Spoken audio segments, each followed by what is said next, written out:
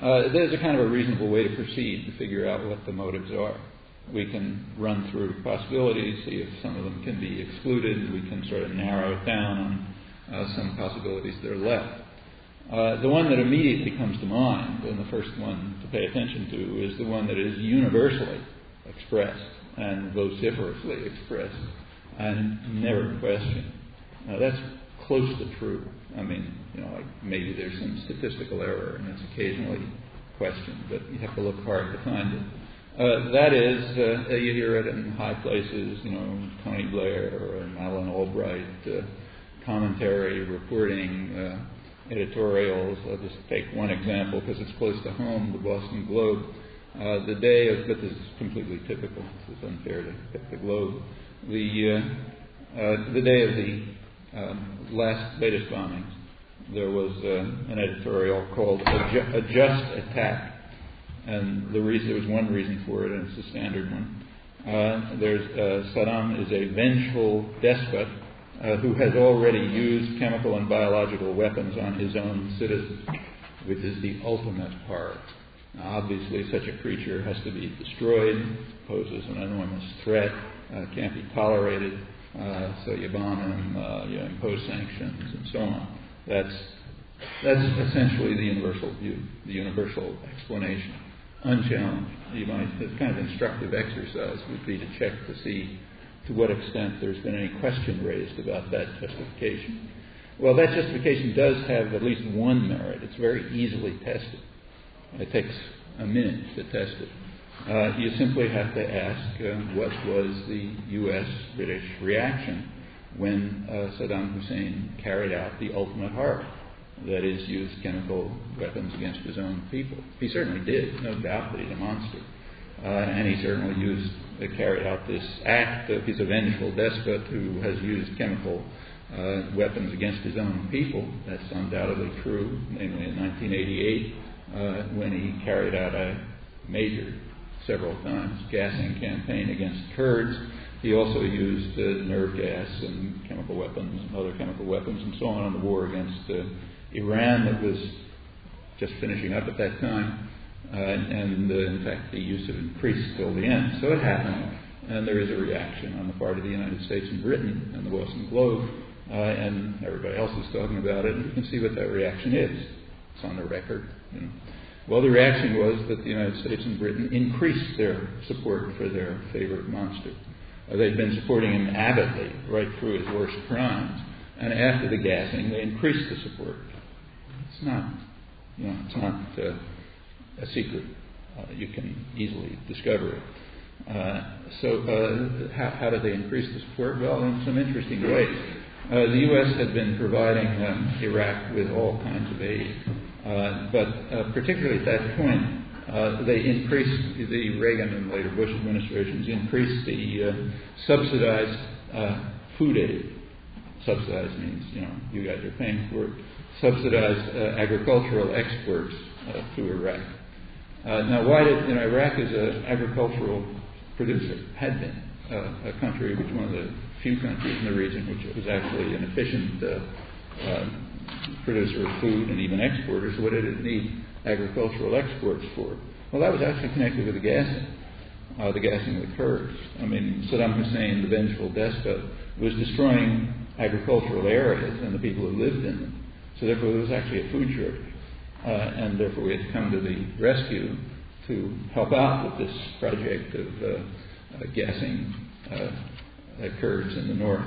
And we did by increasing the subsidized agricultural exports to Iraq, essentially for that reason.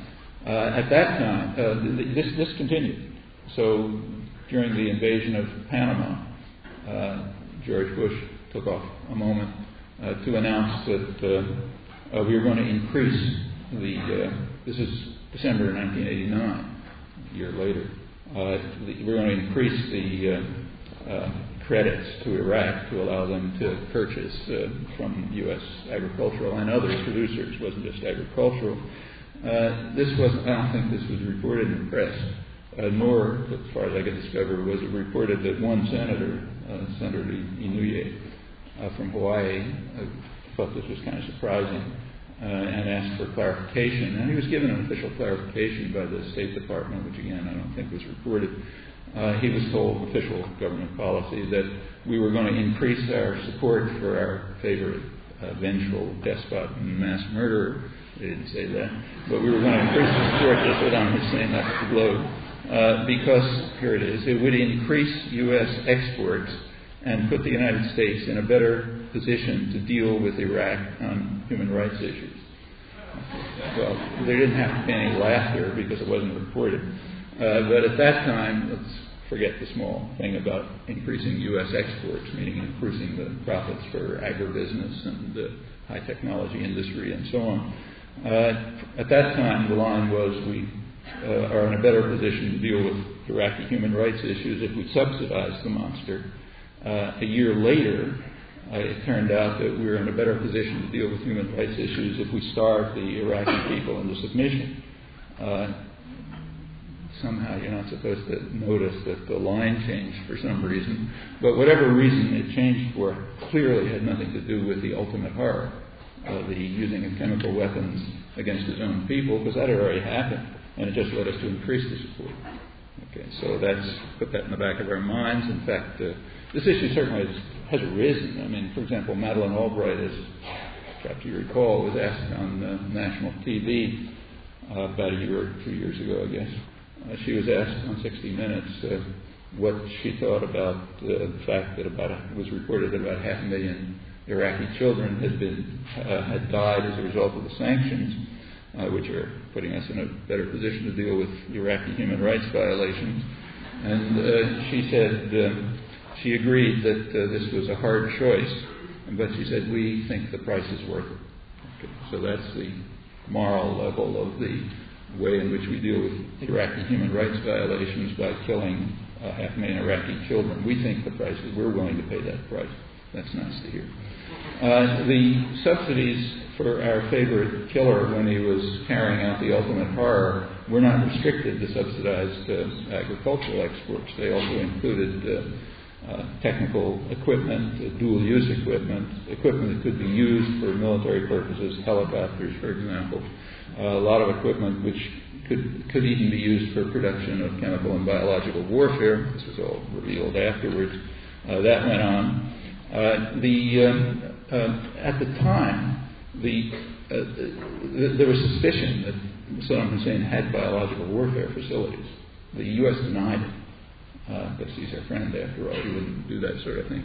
But they were discovered by a very good journalist. He was at that time the Middle East reporter for ABC television, Charlie Glass. He was able to find high-level Iraqi defectors in London, general actually, and from information that he got from them, using French commercial satellites, which are low-grade, but certainly nothing like what the Pentagon has. He was able to locate and identify biological warfare facilities. And ABC television let him run a spot on the news showing biological warfare facilities, giving the evidence from defecting Iraqi generals. Then they switched immediately to their Pentagon correspondent, who poo-pooed it, said, no, the Pentagon says this is nonsense, forget about it, and the story died. Now, those same biological warfare facilities are being presented as proof that this reincarnation of Attila the Hun has to be destroyed by massacring his population. Same ones. And you're not supposed to remember that either. According to Iraqi dissidents, there has been for a long time a ban, an official ban, U.S. government ban against any contact with Iraqi dissidents, the democratic opposition. It's not because they're big radicals or anything like that. Head is a London banker, others are professionals. But there was a ban. And according to Iraqi dissidents, that ban was instituted forcefully right after the last gassing episode, so as not to irritate our friend Saddam Hussein. I can't vouch for that, but that the ban has been in operation is absolutely true. In fact, it's been reiterated repeatedly. After we got up to December 1989, January 1990. A few months after that, in April, a group of high-ranking U.S. senators went to Iraq. They met with Saddam in the Kurdish city of Mosul. Remember, the Kurds are the ones who are getting gassed. The delegation was headed by Robert Dole, who brought the president's greetings to Saddam. Alan Simpson, who I think is over at the Kennedy School now, he was in the delegation. He told Saddam that Saddam's problems are not with the American government, which has no objections to him. They are with some journalists, kind of loose cannons. And he advised Saddam that what he should do is invite them to Iraq so they could kind of see for themselves, He disabused of these notions. An Israeli scholar, Middle East scholar, who's writing about this in retrospect, says accurately that the fawning before the dictator reminded him of Munich. That's a pretty good analogy. Well, that's up to April 1990. That's already 2 years after the Halabja massacre, the ultimate horror. And this carries us up to, this continues up until the day of the invasion of Kuwait. Okay, so that's when overwhelmingly Saddam Hussein's crimes were committed during that period. Some of the worst ones were committed afterwards. I'll come to that. But the major ones were committed up till that period, and the U.S. supported them all the way through. In fact, with a good deal of enthusiasm. So did Britain. That tells us something. It tells us that they cannot, just by elementary logic, the crimes can't be the reason why we have to destroy the monster. I mean, nothing could be more obvious than that. Well, what about the threat posed by Saddam Hussein? Well, that's real. That threat peaked in the late 1980s, thanks to our support. That's the time when he was most threatening and most powerful. There's a measure of how great the threat was. That was he was then at war. He had attacked Iran with our support, and there was a war going on. He was unable to defeat Iran. That's a country which had just decimated its officer corps and top military at the time of the revolution, Khomeini revolution, the revolution which led to Khomeini. Even with the Iranian military largely decimated, Iraq was unable to defeat them with the support of the United States, Russia, Britain, Western Europe, and the Arab states. So that gives you a measure of the threat at its peak. But the U.S. Today, in comparison, Iraq is, as Charlie Glass again wrote in a recent article, the Iraqi army is approximately back to what it was when the British established it. Established it as a means to suppress the population violently so that the rulers would be able to export oil to the West and ensure that the profits go to the West, not to the people of the region. That's the role of most of the armies in the Middle East. And the Iraqi army is about back to that level. Its equipment is antiquated. It's far weaker than it was. A lot of the weapons have been destroyed, not so much by bombing, but by the inspection system, which has destroyed a lot of weapons, and of course by the destruction of the economy. So yes, it's a threat. It was a much greater threat 10 years ago. And how did the U.S. and Britain react to the threat at its peak? Well, I've already mentioned it, but the main reaction was to increase the threat. That was the reaction at the peak of the threat. And the U.S. took it very seriously. You want to remember how serious it was. Bear in mind that Iraq in May, I think, 1987, Iraqi missiles struck the U.S. destroyer Stark, killing 37 sailors, 37 personnel. And they got a kind of tap on the wrist, but that's it. That shows you're really committed to somebody. What was the U.S. Stark doing there? Well, the U.S. Navy at that time was being introduced into the Gulf to back up Iraq and support them in the war against Iran and, of course, in its war against his own population. That continued. That alliance strengthened. A year later, in July 1988, a U.S. warship events end, shot down an Iranian commercial airliner just taking off from Iranian airport. Commercial airliner killed 290 people. Was plainly in a commercial check corridor. In fact, the ship was in Iranian territorial waters. That was taken seriously too. By that point, Iran recognized the reality. They might be able to fight a war with Iraq, but they could not fight an Iraqi-U.S. alliance. And with the U.S. Navy now acting aggressively, and the head of the U.S. claimed, it's not credible, that it's not taken very seriously, that it was mistaken for an Iranian military plane, but the Iranian Air Force pointed out right away that the U.S. was not shooting down low-flying Iraqi planes, which were very visible and indeed were war planes. One of them maybe attacked the Star. Iran recognized at the time that the game is over. They can't, and they essentially capitulated shortly after that. Well, that's the peak of the Iraqi threat, thanks to our contribution. And Saddam, in fact, used his increased power very quickly. 5 days after the ceasefire, he turned to another major gas attack against Kurds in the north. 5 days after the ceasefire, the U.S. reaction I've already described.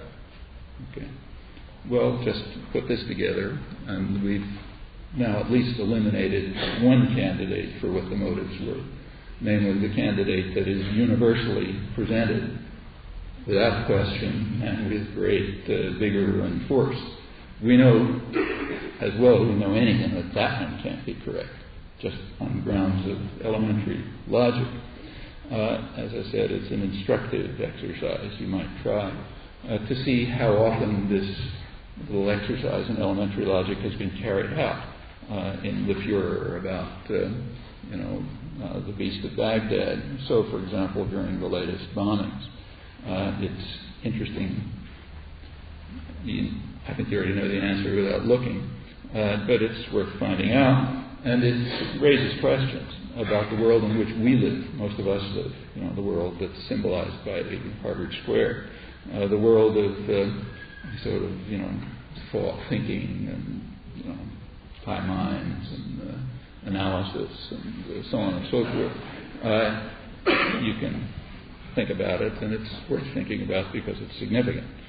That has to do with what reaches the public, how it reaches the public.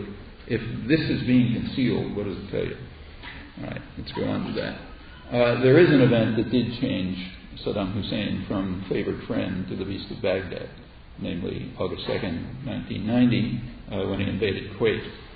What about that? Is that why we have to sanction, impose the sanctions that are killing people and so on? Well, that's pretty hard to argue. One thing, it's not in Kuwait. And it's not very much authored, but that's clearly the major event. Was that a major crime? Sure, it's a war crime. Invading another country is a war crime. That's a thing for which people were hanged at Nuremberg and so on. On the other hand, was it a serious crime? Well, pretty hard to argue.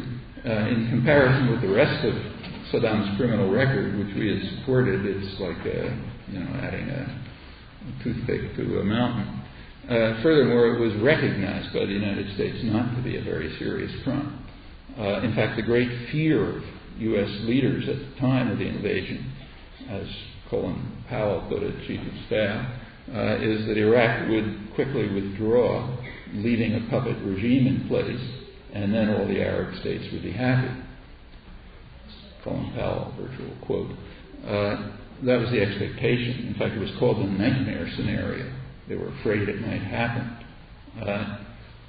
How much of a crime would that have been? Well, we can measure that too. If, in fact, the expectations of the U.S. leadership had been fulfilled, Saddam would have essentially duplicated what the United States had just done a couple of months ago in Panama. That is, invaded, put in a puppet government, and then withdrawn, leaving it in place. The puppet government happened to be a government of bankers and narco-traffickers and so on. But it was in place, and it's maintained essentially by U.S. force, but from a distance. So Saddam, the only real difference between the two cases is that Colin Powell may have been correct in saying that all the Arab states would have been happy, but it certainly wasn't true of Latin America. There was tremendous opposition to the U.S. invasion in Panama and elsewhere, and indeed that remains. Other than that, the analogy is pretty close. However, there's a crucial difference. In the case of Panama, the U.S. was able to veto two Security Council resolutions condemning it, vote against a General Assembly resolution which effectively vetoes it. In the case of Iraq, however, the U.S., of course, the resolution stood. And subsequent events took place which are worth going over, which I'll skip for lack of time. But what they essentially amounted to was U.S. efforts with the strong cooperation of the media to suppress the possibilities that this nightmare scenario might take place and to ensure that the conflict would end in the arena of force and violence, with the U.S. as, of course, supreme. And that happened. Interesting story, but we'll put aside. Then comes, we're up to February 1991, the Gulf Massacre. It ended at the end of the month, and shortly afterwards, within days, Saddam Hussein turned to the next most serious crimes of his career, the first most serious ones being the ones that the Boston Globe and everyone else is referring to, namely the chemical warfare against his own citizens. Immediately after the war, there was an uprising in southern Iraq, in the Shiite areas of the south, led by rebelling Iraqi generals. This is right under the nose of the U.S. Army, which dominated the whole region. Storm and Norman is sitting there watching it, following orders from Washington. The rebelling generals did not ask for assistance. They asked for access to captured Iraqi equipment. That was supported by Saudi Arabia, who also requested the United States to allow them to have at least access to captured Iraqi equipment. The U.S. refused. It refused to do anything to deter the vicious Iraqi government response, which was brutal and murderous, even to let the rebels have access to equipment. The U.S. clearly wanted, and in fact had to say that it wanted the revolt to fail. And it failed. It was crushed with extreme violence. Right after that, a revolt began in the north, Kurdish areas, and the same story reenacted. The U.S. refused to act to give any assistance whatsoever to the rebels in fear that they might succeed, that is, they might overthrow the beast of Baghdad. So immediately after the war was over, the U.S. essentially returned to support for its favorite murderer, as he again carried out a really atrocious and vicious act, again, with our support. Well, that was kind of too visible to the press at the time, so there was an official justification for it, and it remains until today. True, this offended our sensibilities and so on, but it was necessary in order to maintain something called stability. Stability is very important. You have to maintain stability. And in order to maintain stability, we had to keep the beast of Baghdad in power, even though he was carrying out huge massacres in the south and the north with their tacit support. The State Department line, as it was presented by its representative at the New York Times, that's the position called Chief Diplomatic Correspondent, was that what he said, the best of all worlds from the point of view of the United States, the best of all worlds would be an iron-fisted military junta that would rule Iraq just the way Saddam Hussein had done. But it would be nice if it didn't have Saddam Hussein's name on it, because that's kind of embarrassing. And he went on to say, as a Middle East expert, that this would be greatly to the satisfaction of our allies, Turkey and Saudi Arabia, which is probably true. He left out the most striking case because it's indelicate to mention it, but as he and every other reporter following the Middle East knew, it would be much to the pleasure of our ally Israel, which is the only country that I know of where there was open and public support across the spectrum for the crushing of the Kurdish rebellion, and of course the Southern Rebellion. That extended from the Chief of Staff all the way across to leading doves. And it was in the English press too, so nobody could have missed it. There was important articles in the Jerusalem Post. And they gave the reasons, which are understandable. The reasons were that an independent Kurdistan, an independent Kurdish state, would create a land corridor between Syria and Iran, which are their enemies.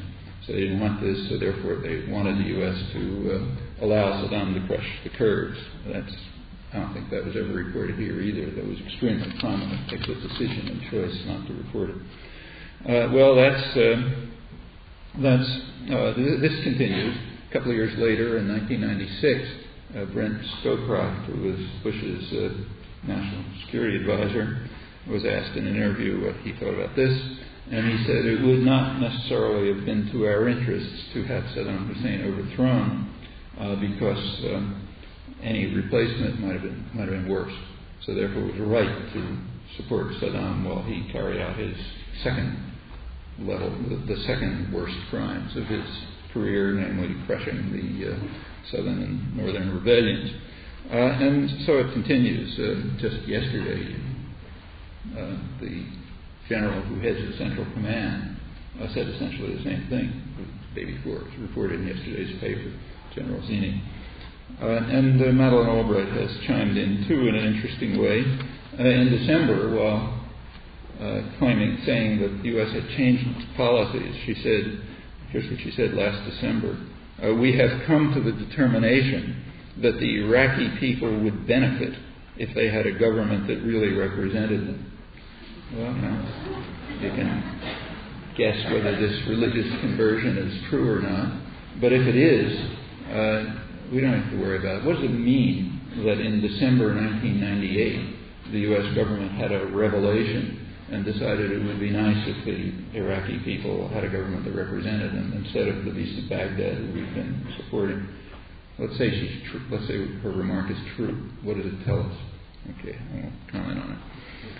Furthermore, just to add to the story, during this very same period, early 90s, our favored ally, Turkey, one of the worst, which has one of the worst human rights records in the world, was increasing its own murderous attack against the Kurds in southeastern Turkey. From 19, just as one measure of that, about 1 million Kurds fled to Diyarbakir, the sort of unofficial Kurdish capital in southeastern Turkey during those years. 1994 was a peak year in two respects. It was the year in which Turkish terror against the Kurds peaked, and it was the year in which U.S. military aid to Turkey peaked. In fact, in that year, Turkey became the world's leading importer of U.S. arms. Those are two things that typically go along together. There's a very close correlation between terror and violence and U.S. military aid, not only in that region. Well, somehow that didn't mean that we had to impose sanctions on the people of Turkey to kill hundreds of thousands of their children, because this is good terror. It's terror carried out by our ally at the same years. Well, without proceeding, it's plain that there cannot have been any moral or humanitarian motive behind anything that's going on, and it certainly cannot possibly have been the official motives, the ones that are reported by, say, the Boston Globe editors. It cannot be Saddam's crimes that are motivating this. That, again, is just elementary logic. What about the threat of weapons of mass destruction? Well, that's there's a number of problems. Suppose we're concerned about weapons of mass destruction. Then one question, obviously, is how come it wasn't true in 1988, when it was a much more serious threat than it is today? Little question. Second question is the latest bombings, for example, are justified. Part of the justification is that they were supposed to reduce Saddam's capacity to produce weapons of mass destruction, but it was conceded at once, in advance, in fact, that the bombings would have the opposite effect. They would increase that capacity. That was conceded because it was obvious. The major effect of the bombing would be to eliminate gun the UNSCOM inspections. In fact, at least we can believe Scott Ritter, one of the chief inspectors who resigned from UNSCOM about a year ago. The U.S. had already undermined UNSCOM by turning it into a spy agency, which essentially destroyed it. He said, so I quit. But whether he's right or not about that, probably is. In December, the bombing was understood in advance and stated that yes, this will eliminate and make it extremely hard for UNSCOM to continue its mission. And the inspection mission regime is the only thing that has cut back weapons. And it's been pretty successful, in fact, quite successful. And could remain so. But, of course, once that's broken, it's not going to happen. In fact, if you look at the official war aims last December, they made it pretty clear. They said the official aim is to degrade Saddam's weapons capacity. And as a number of people noticed, that means they had no war aim at all. Because, you shoot one bullet at a door and you degrade the capacity. It's meaningless. There were no credible war aims. In fact, the effect of the bombing could only be to increase the alleged danger. Probably will be that. But what's interesting is it doesn't matter. I mean, the fact that there are no credible war aims and that the standard reason doesn't even rise to the level of a joke doesn't matter at all. It's still a just attack, and we must march in a parade, right?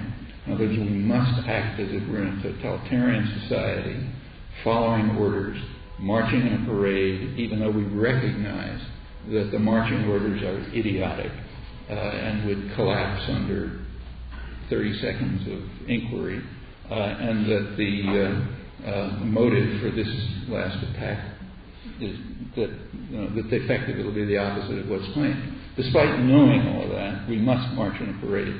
If you're an educated, responsible citizen, kind of folks who walk around places like this, that's the way you're supposed to behave.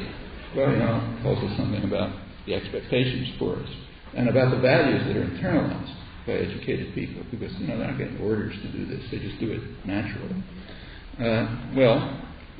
Going back to weapons of mass destruction, there is indeed a way to eliminate the capability of producing one and only one way, and that is a Carthaginian solution.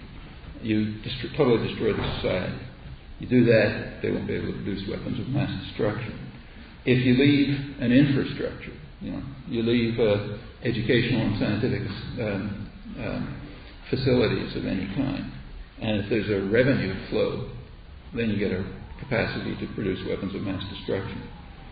So the only way to end that capability, we talk about terminating it. Yeah, there is a way. Wipe the place out. Now that won't happen for a simple reason. Iraq is the second largest oil producer in the world, and that's much too valuable to wipe out. But of course you can wipe out its population. In fact, it's in a way beneficial to do that. You look at the history of oil production around the world, you find that it mostly takes place as a focus on, and what's prized is areas where there aren't very many people. A lot of oil, but not too many people. Because then there's no pressure or little pressure to stop the profits from going to the people who really should have them, Western oil companies, the U.S. Treasury, and so on. So if the population of Iraq were reduced or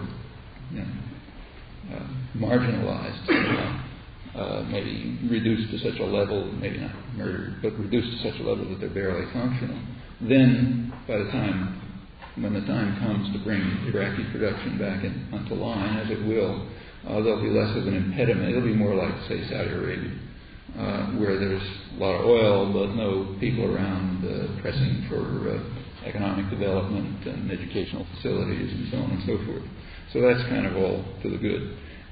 There is a way then to eliminate the capability, and it's the only way. Other than that, it can't be done. Well, without proceeding further, it seems to me we can eliminate the standard reasons from consideration. They cannot be the reasons and the motive for what's going on pretty elementary grounds. In fact, we begin to explore, we find a rather ugly story. What is left? what is left is what should come to mind at once when anybody mentions the word Middle East. When you mention that word, what comes to mind is oil, right? It should come to mind.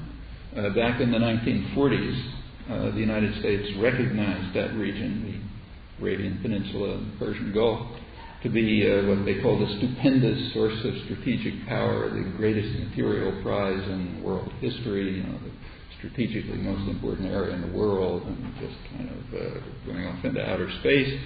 And of course that meant the U.S. has to control it.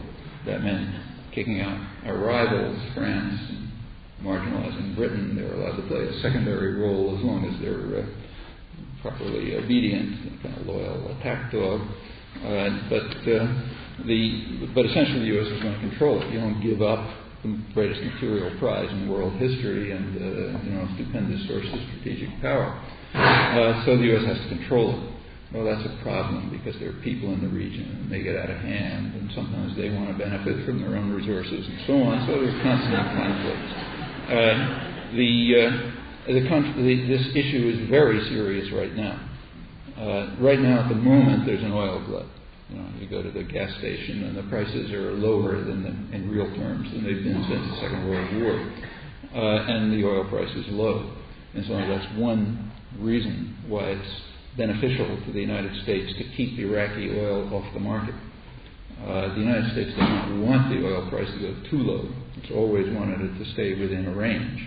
Not too high because that would be harmful to U.S. manufacturers and so on, but not too low because that's harmful to the U.S.-based, to the energy producers, which are mostly U.S.-based, either U.S. or British mainly, and their profits go down. And furthermore, the petrodollars, the money that's gotten from selling oil a lot of it flows right back here.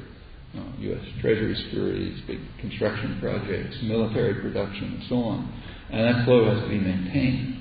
So you don't want the oil price to go too low. Temporarily, at least, it's a good idea to keep Iraqi oil off the market because if it went on, the price would go even lower, and that's not good. The other problem with Iraqi oil is that the inside track right now on developing Iraqi oil is held by France and Russia, not by U.S.-based majors. We don't want that.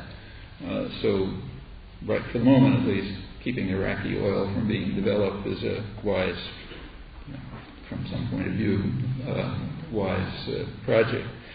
Is this going to last? Well, not if the consensus of geologists is correct.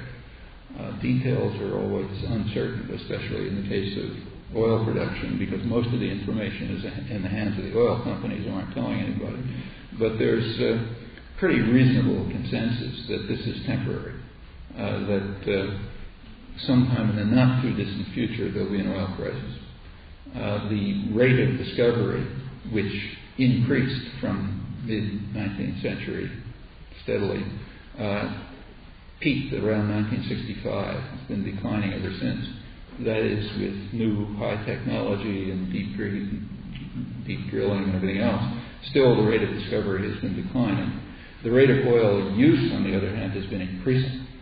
After the so-called crisis in 1973, when the prices shot up, from that period until today, there has about almost half of the total oil consumption in history has been since that time.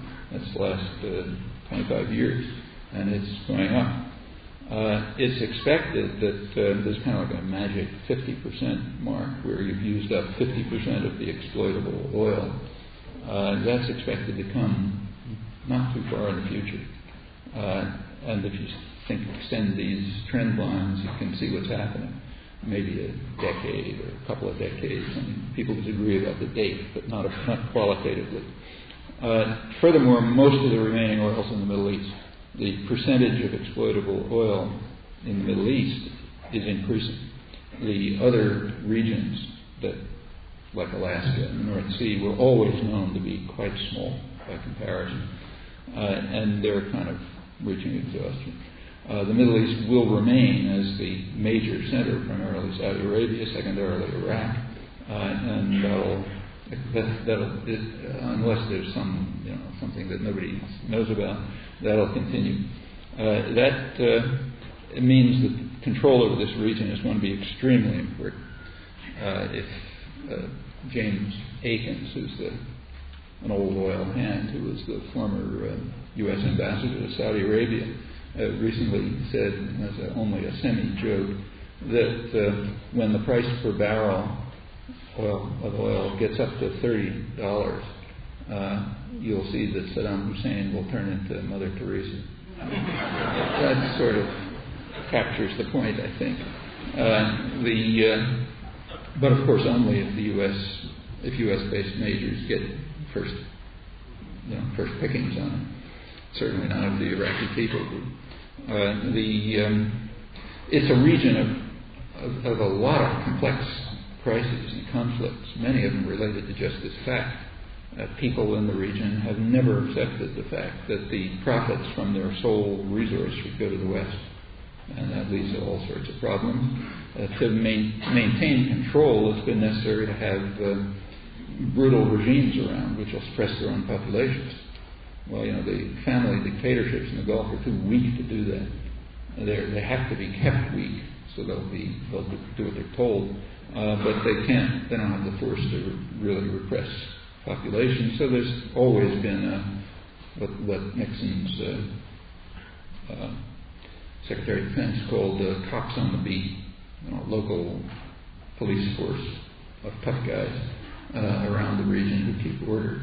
And they're preferably non-Arab, because they do better shooting Arabs, apparently. There's been such an alliance. That was the main role of Iran, as long as it was under the Shah. That's why the U.S. supported him so strongly. It's been the main role of Israel, particularly since 1967. Turkey is another major one. Pakistan has been another. This ring of non-Arab states are supposed to keep order. There's a lot of conflict now about. You have to bear in mind that the U.S. is isolated. The U.S. and Britain are isolated now internationally and regionally, not only on the issue of Iraq, but also on the issue of Iran. The U.S. is very isolated on that. That's the background for the conflicts that are going on about a pipeline from the Caspian region. Most of the producers, and in fact even the oil companies, want to have a pipeline through Iran, which is the most secure and the cheapest and the most stable area and so on. The U.S. is refusing. It's insisting that the pipeline go through Turkey. They also wanted to cut out Russia. And there's a lot of conflict over this. The Caspian region is, it's not like the Middle East. It's a substantial oil resource, but nobody thinks it's on a par with the Arabian Peninsula and the Gulf. It's another secondary source, but still there's plenty of money to be made there. And there's a conflict between the United States and Europe, the United States and Russia, the United States and China. There's a lot of conflict about how the profits are going to be shared among that, and the pipeline is part of it. The United States is trying to keep Iran out, even in opposition to the U.S.-based oil companies in this case, which is not a unique case, but a little unusual. How's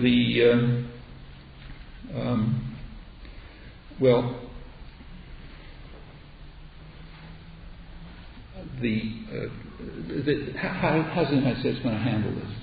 How is it going to run the region in the face of these conflicts and oppositions? Well, if you're involved in any kind of conflict, whether it's a card game or anything else, you try to play your strong hand. You try to shift things around so that they'll be in the arena in which you're strong. The U.S. has comparative advantage in exactly one area, force and violence, not anywhere else. In force and violence, it is unparalleled. Nobody comes close. So it makes good sense for planners to try to play that hand, shift everything into that arena, and that, I think, is exactly what we're seeing. I think that's what we saw when the U.S. bombed Sudan, for example, destroying its major pharmaceutical plant. It's interesting to notice how little attention was given to that in the United States. I mean, if there had been an Islamic terrorist attack that destroyed half of U.S. pharmaceutical facilities, you'd think somebody might have noticed. But this one, it's just Africa, who cares? So we attack the pharmaceutical plant. Let's get on to the next thing, like whether Monica Lewinsky, something or other. But I think that message was understood by the people to whom it was likely sent, namely people in Tehran and Riyadh, Saudi Arabia and Iran. They're saying, look, we're a violent, lawless state, and we're going to use force to get what we want. I think that's probably the reason for the prime reason for the December bombings, too. The one thing where we have overwhelming advantage is in force. And it doesn't matter if the excuses are not credible. It doesn't matter if the effect of the bombing is the opposite of what we claim we're after. We can count on educated Americans to march in a parade and not say anything. And we'll show you, you'll understand, but we'll show you that what we say goes. George Bush's definition of the New World Order while the missiles were dropping in February 1991. I think that's the message, and that's understood. We're a violent, lawless state. Get out of the way, or else. That's, I think, accurate. I think that also accounts for the very clear and open contempt for international law. That's been pretty dramatic in this case. Not that it's anything new, but it's the flaunting of it is kind of dramatic. So there's just no doubt at all that just to pick a minor incident, the bombing of Iraq or the bombing of Sudan, which are minor in context, that those were flat, outright violations of the UN Charter. In other words, more war crimes. That was understood. So it was condemned by the Vatican as aggression. It was the Arab world was just condemned as aggression all over the place. In India, the International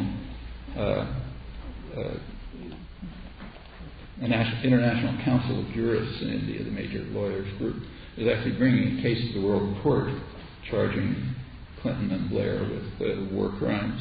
That was December 22nd. I had a friend do a database search to see if he could find any reference to it. When he looked a couple of weeks ago, there still was no reference to it. But this, and the Pope, I think, got a word somewhere. But the point is, that this is aggression, a war crime, is pretty clear and obvious. But that's what it's supposed to be. It's supposed to be violent, lawless acts. It's kind of striking that the issue of whether this violated the UN Charter was barely discussed here. It was discussed to some extent in England, but barely, and in fact condemned in England in the mainstream, but not here. Here there's much more discipline. When the issue was mentioned at all, which was rare, it was dismissed as a kind of technicality. That's important. It's getting late and I won't go through the record, but there's an interesting record of explicit doctrine saying that we are not subject to international law. During the Reagan years, this became quite open. So, when the bombing of Libya and maybe the most striking case was the International Court of Justice, when it condemned the United States for the war against Nicaragua. It was just dismissed across the board, joke. And the internal reasons were interesting. The State Department had a legal analysis of why it was International Court of Justice was irrelevant. And the reason was that we cannot count on members of the United Nations to follow our opinion. That's exactly what they said. And therefore, the International Court of Justice is ruled out as an inappropriate forum. They said the United States will determine, will have to make its own determination of how to deal with issues that affect its interests. Okay? The issue at that time was what it calls issues that fall within our domestic jurisdiction. The issue that fell within our domestic jurisdiction then was the U.S. terror war against Nicaragua. Since the outside world can't be trusted to take the right position on this, you get lost. In the Clinton years, this has become totally open. So, Madeleine Albright, when she was UN ambassador, simply told the UN, we will act multilaterally when we can, unilaterally if we must. You don't like it, you get lost. That was over an Iraq case. In December, the official line was that, quoting it, "We prefer to act through our allies, but if not, we will act alone. If we're unable to, we'll act alone." It's an interesting formulation. It goes a step further. Notice we don't even prefer to act through the United Nations. That's finished. Happens that international law and the UN Charter say that's the way to do it, but that's finished. Same reason, we can't count on them anymore, so they're irrelevant. We prefer to act through our allies, who are usually more or less malleable, but if we can't act through them, we'll act alone. The timing of the bombing was selected in order to make this very plain. Recall that the bombing began just as the UN, an emergency meeting of the Security Council was being called to deal with the issue of Iraq. The members of the Security Council weren't notified, but as the meeting opened, the missiles were flying. They understood. That's a message of contempt for the United Nations, saying, you better understand you're irrelevant. You don't come along with it. You don't follow us anymore the way you used to when we sort of held a lash, so you're therefore out of it. And it was understood. A senior European diplomat pointed out that at the time that the United States has simply given up on the United Nations and prefers to act through NATO and the World Trade Organization, at least as long as they're reliable. Sometimes they aren't, so you throw them out too. The world should take notice, and it does. Outside of privileged circles, certain narrow privileged circles and powerful circles, this is pretty well understood. We should take notice too. It's quite important for us if we have to decide whether that's the national persona that we want to project. Of course, for a rogue state, things like international law and UN Charter and so on don't mean anything. And especially a rogue state that's violent and lawless and is projecting that as its persona. Yeah, sure, they don't mean anything. And that gains particular significance when that rogue state happens to be the most powerful state in the world. Well, if that's the national persona we want, okay. But it's, I think, important to recognize the dedication of the educational and information systems, media, etc., to suppress the obvious. I think this is fairly obvious. Unless that's reversed, I think you can be pretty confident that there are ugly times ahead, particularly if in the Middle East, especially if the anticipated oil crisis becomes reality. Well, the answer to how seriously we take that depends not on what happens in this room, but what happens in the small groups that will be set up afterwards. That's where the important things will happen, and I really would urge you to participate in this.